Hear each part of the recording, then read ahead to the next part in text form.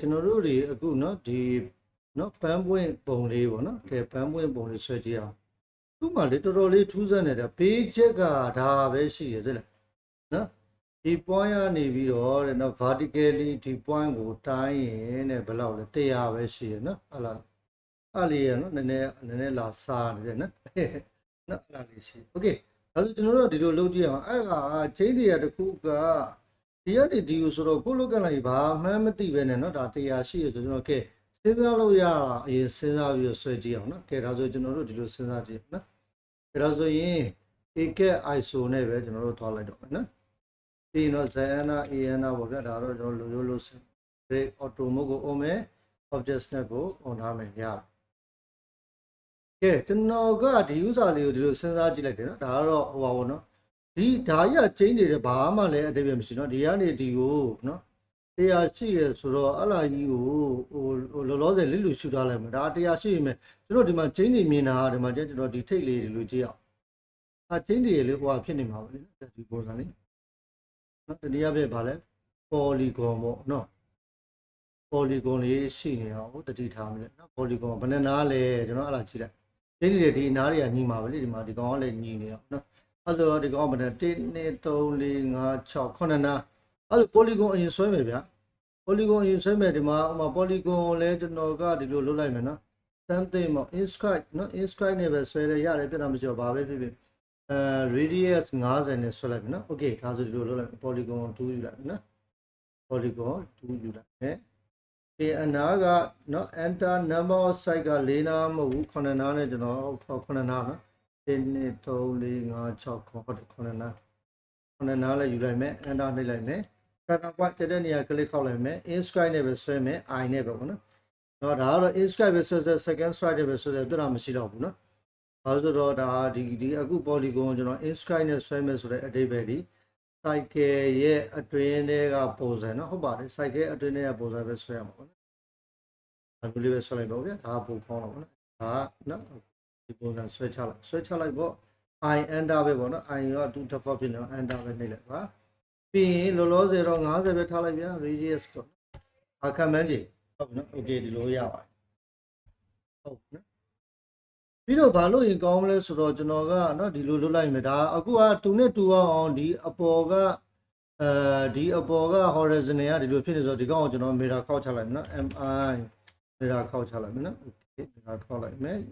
so object ကိုဖြတ်လိုက်မယ်ဗျာ yes ပေးလိုက်မယ်နော် okay ဒါဆိုရင်ဒီကောင်နဲ့တော်တော်တူပါပြီနော် okay ရပြီကဲအဲ့လိုစဉ်းစားမယ်နော်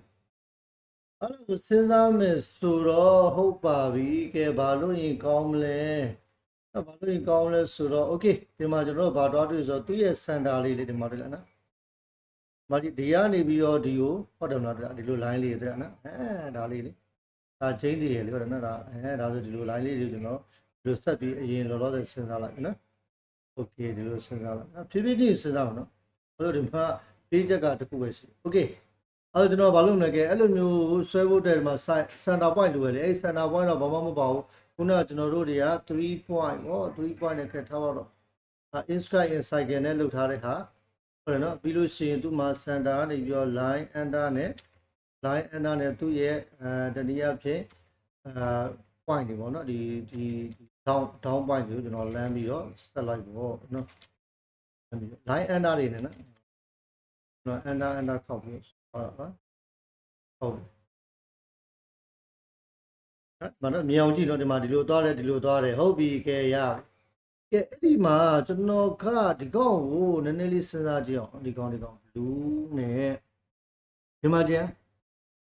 အခုနောက်ထပ်ဆွဲမဲ့ဟာလေဒီကနေဒီ perpendicular line လေးတွေ့လားဒီကောင် perpendicular line ခုနည်း၎င်းမယ်ကျွန်တော်ဒီကောင်ကိုဒီမှာဒီ perpendicular line အဲ့မှာဘာတော့တွေ့တာဒီမှာဒီ cap ကတွေ့လားဒီကောင်နဲ့ tangential ဒီကောင်လည်းအဲ့တိုင်းပဲဒီကောင်နဲ့ tangential တော့တွေ့ရတယ်နော်ခုနည်း၎င်းမယ်ဒီကောင်လည်းအဲ့တိုင်းပဲဟုတ်လား tangential point လေဒီကောင်လေးက tangential point ဟုတ်လားအဲ့ဒါကျွန်တော်ဘာလုပ်မလဲဒီနေရာလေးကိုပဲနည်းနည်းစိတ်ဝင်စားပြီးကျွန်တော်ဘာလုပ်မလဲဒီမှာဒီလိုမျိုး perpendicular line တွေဆွဲလိုက်မယ်ကဲကောင်းတာတော့ကျွန်တော် line ကိုကောင်းတာကတော့ခုနလိုမျိုးပဲကဲ red over ဘာလေးပဲတော့ထားပါတော့အပြာလေးကောင်းတာအနီလေးနဲ့ပဲဆွဲလိုက်ပါဦးနော်နည်းနည်းလေးဟိုဟာတွေအကုန်ရောကုန်မှာဆိုတော့နော် okay ရပြီ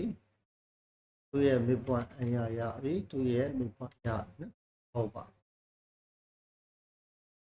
ကဲရပြီဆိုတော့အဲ့ဒီကောင်လေးရပြီဆိုကျွန်တော်ဘာလို့မလဲတဲ့ဒီကောင်ကြီးကိုဒီ cycle ကြီးကိုဆွဲမယ်ဒီမှာဒီ point ရယ်ဒီကောင်ကြီးဆွဲမှာလေမှတ်တယ်ဒီ tangent အဲ့ဒီလို point ဒီဒါပဲလေဒီ tangent ရယ်ဒီ tangent လာထိမယ်ဒီ point နှစ်ခုရှိတယ်ဒီတစ် point ရှိတယ်ဒီတစ် point ရှိတယ်အခုဒီမှာတွေ့လားဒီ point ရှိတယ်ဒီ point ယူမယ်နော်ဒီ point နဲ့ဒီ point ယူပြီးရင်အခုဒီအနီရောင် tangent နဲ့လာထိမယ်နော် okay ရပြီအဲ့ဆိုတော့3 point ပေါ့ကျွန်တော်3 point နဲ့ဆွဲလိုက်မယ်လေနော် tangent နဲ့မဆွဲလို့မရအောင်နော်3 point နဲ့ဆွဲမှရမှာ3 point မှာ chain တွေ2 point ဒီ2 point ဒီမှာကြည့်နော်ဒီ point နဲ့ဒီ point chain တွေ2 point ကဒီ point နဲ့ဒီ point ဟုတ်ပြီနောက်တစ်ခု tangent ကဒီမှာတွေ့လားအဲ့မှာဒီမှာ shift right click နဲ့ကျွန်တော်တို့ tangent နဲ့လုပ်လိုက်ပေါ့ဒါပါပဲဟုတ်ပြီလို့နော်အဲ့ဒါပြီးကျွန်တော်ဒီကောင်အဲ့လာရပြီဆိုကျွန်တော်ဘာလို့မှလဲကျွန်တော် mirror လေးလိုက်ခောက်တော့မှာပေါ့နော်ဒီ point တွေဒီကောင်လေးတွေကိုကဲဒီကောင်ကဒီလိုမျိုးလေးလှုပ်ဖို့အတွက်ဒီမှာကျန်ဒီကောင်ကိုကျွန်တော်ဒီအခုအဖြူအောင်ကို mirror ခောက်လိုက်မယ် mi enter select enter ကဲ auto mode offline တော့ပို့လဲပါတယ်ဒီကောင်ကို mirror ယူလိုက်မယ်လေဒီမှာကြည့် click ဘောဟောဒီလားဒီမှာတခုရအောင်ဒီလည်းမိုက်ပါနော်တဲ့နော်မိုက်ဒီလားဟောဒါဆိုကျန်တာလည်းအဲ့တိုင်းပဲလေကျွန်တော်ဘာလို့ mirror တွေခောက်မှာပေါ့ဒီကောင် mi enter select enter ဒီကောင်ခောက်မှာပေါ့ဒီမှာဒီ point ကို click ဟောပါပဲဒီနှစ်ခုရပါတယ်နောက်တစ်ခါဒီကောင် avoid လုပ်ဖို့အတွက်ဒီ line က center line ဖြစ်ရမယ် mi enter click ဒီ point နဲ့ဒီ mid point နဲ့ဒီကောင်ကိုယူလိုက်နော် okay auto mode order တဲ့ကကြတော့ဟို mirror ခောက်တာလွယ်ပါနော်အခုဒီကောင်ကို select mirror ခောက်မယ် mi click enter ဒီကောင် mid point ဒီကောင်နဲ့နော်ဒီကောင်ရဲ့ end point ရတယ်နောက်ဒီကောင်ကို mirror ခောက်မယ် mi select လုပ်မယ်ဒီ mid point နဲ့ဒါပါပဲနောက်ဆုံးတစ်ခုပဲကျွန်တော်ဒီကောင်ကိုထားမယ်ဒီကောင်နဲ့ကောင်ဟာပါပဲအဝိုင်းသုံးဝိုင်းနော်တွေ့လားကျေတော့ဆိုကျန်တာလေးကျွန်တော်တို့ကမလိုတော့ဘူးဖြတ်ချလိုက်တော့ဟုတ်တယ်နော်လေမင်းလေဒါပါပဲလက်ရှိရှုပ်လို့နော်